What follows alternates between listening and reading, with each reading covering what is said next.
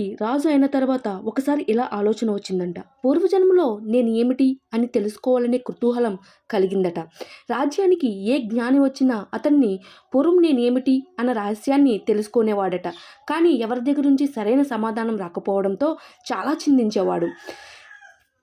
అప్పుడు విక్రమార్కుడు ఇలా చాటింపు వేయించాడంట. పూర్వజన్మలో నేను ఏమిటి అని చెప్పిన వారికి గుమ్మడికాయంత బంగారాన్ని ఇస్తాను, కానీ అబద్ధం చెప్పిన వాడికి మాత్రం శిరశ్ఛేదన అంటూ చాటింపు వేయించాడట.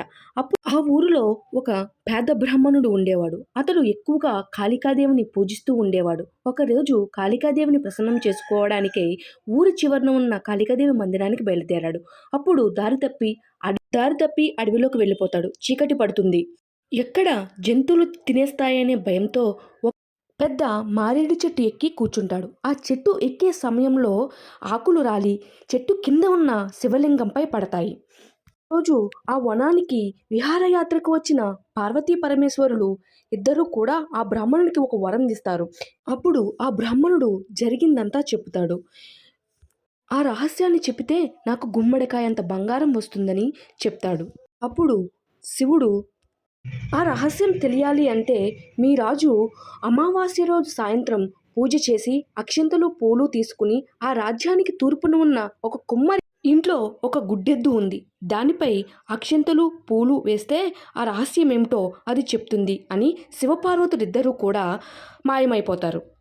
అప్పుడు ఆ రాజ్యానికి ఆ బ్రాహ్మణుడు వచ్చి విక్రమార్కుడికి జరిగిందంతా చెప్తాడు. అప్పుడు విక్రమార్కుడు అమావాస్య రోజు కోసం ఎదురు చూస్తూ పూజ చేసి పూలు అక్షింతలతో ఆ కుమ్మరి ఇంటికి వెళ్ళి గుడ్డి ఎద్దుపైన వేసి తన పూర్వజన్మ రహస్యం ఏమిటి అని ఆ ఎద్దుని అడుగుతాడు. ఎప్పుడైతే ఆ రాజు ఆ ఎద్దుపై పూలు అక్షింతలు వేస్తాడో అప్పుడు వెంటనే ఆ ఎద్దు కళ్ళు తెరిచి, ఈ రాజ్యానికి పశ్చిమాన ఉన్న ఒక పెద్ద అడవిలో ఒక పెద్ద మర్రి చెట్టు ఉంది. ఆ చెట్టు పైన పిశాచం ఉంది. అది వచ్చే అమావాస్య రోజున మళ్ళీ పూజ చేసి పూలు అక్షింతలతో ఆ పిశాచి పైన జల్లితే నీ పూర్వజన్మ రహస్యం ఏమిటో చెప్తుంది అని చెప్పి ఆ ఎద్దు బొమ్మ పేలిపోతుంది. విక్రమార్కుడు అమావాస్య రాగానే పూజ చేసి పూలు అక్షింతలతో ఆ పెద్ద మర్రి చెట్టు దగ్గరికి వెళ్ళి ఆ పిశాచిపై అక్షింతలు పూలు చల్లి నా పూర్వజన్మ రహస్యం ఏమిటో చెప్పమని అడుగుతాడు. అప్పుడు ఆ పిశాచి ఆ రహస్యాన్ని తెలియచేయాలంటే మీ మంత్రుల్లో చిట్ట చివరి మంత్రికి ఒక 9 ఏళ్ల కూతురు ఉంది.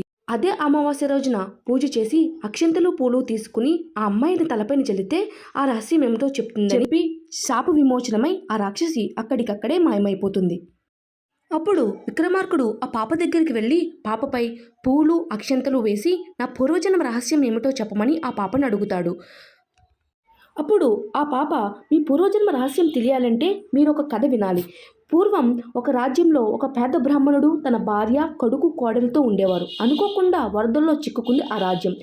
వరదలు కొద్దిగా తగ్గగానే ఆ పేద బ్రాహ్మణుడు భిక్షాటనకై వెళ్ళి కొంచెం బియ్యం తీసుకువస్తాడు. అప్పుడు అతని భార్య వంట చేసి నలుగురికి 4 భాగాలు వేసి విస్తరిలో పెడుతుంది. అప్పుడు అక్కడికి అదే టైంలో 4 బ్రాహ్మణులు ఆకలి అంటూ వస్తారు. అప్పుడు బ్రాహ్మణుడి అతని భార్య, మీది మీ కోడలిది ఏదైనా చేసుకోండి, నాది నా కొడుకుది ఇవ్వను అంటూ ఆ విస్తరి వెనక్కి లాగేస్తుంది.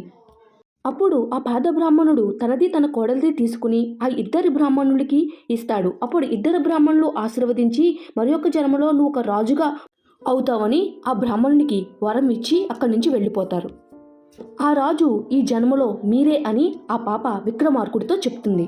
మరి విక్రమార్కుడు అప్పుడు ఇలా అంటాడు, మరి బ్రాహ్మణుడు భార్య కొడుకు ఏమైనట్టు? అప్పుడు ఆ పాప, బ్రాహ్మణుడు భార్య విస్తరి వెనక్కి లాగినందుకు పిచాచిగాను, తల్లి అలా చేస్తున్న కొడుకు చూస్తున్నందుకు గుడ్డెద్దుగాను మారిపోయారు. ఇక్కడికి రాకముందు మీరు కలిసింది వాళ్ళనే. అప్పుడు మళ్ళీ విక్రమార్కుడు, మరి ఆ కోడలి ఏమైంది అని అడిగాడు. అప్పుడు ఆ పాప, మీ ఎదురుగా ఉన్న నేనే ఆ కోడలిని అని చెప్తుంది. అలా విక్రమార్కుడు ఆ పాప ద్వారా తన పూర్వజన్మ రహస్యాన్ని తెలుసుకుంటాడు.